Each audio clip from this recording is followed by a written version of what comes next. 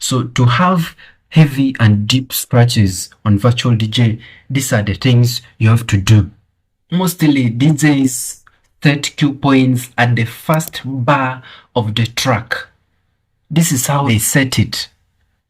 They drag the song to the first point there, and then they set their cue point right exactly at the first bar of the track. So if you set it like that, you will have a scratch sounding like this.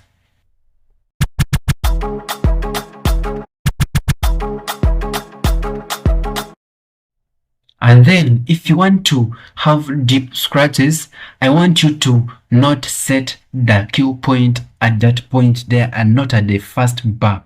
Leave some space between the first bar and the cue point. So this is how you have to do it. First, drag the song backwards a bit small, just small space. Leave a small space between the first bar and the cue point. Okay, drag it there and then set your cue point there now. So that is where I like setting the first cue point of the song. So this is how it sounds after setting a cue point, leaving some space to the bar.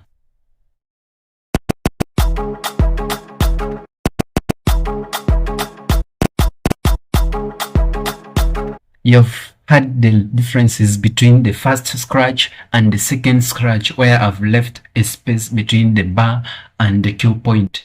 The second way I produce deep and heavy scratches is by doing this. Most DJs don't know this, but I want to show you this. So I want you to come to the needle here on the deck here, bring the cursor there, and then hold on the needle there, and then play the song. Just leave a small bit of it to play and then hold it back.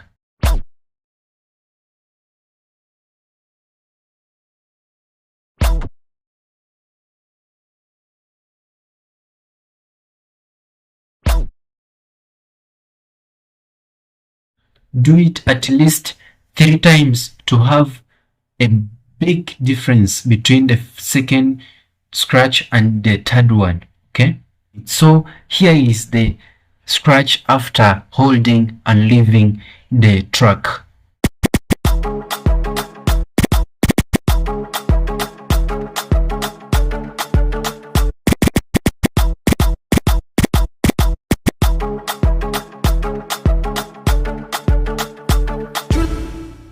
So as a DJ, you need to keep doing new things on virtual DJ to become more experienced. That's why I want you to watch this video right here to learn how to produce step scratches on virtual DJ, where you will learn how to step scratch your songs on virtual DJ.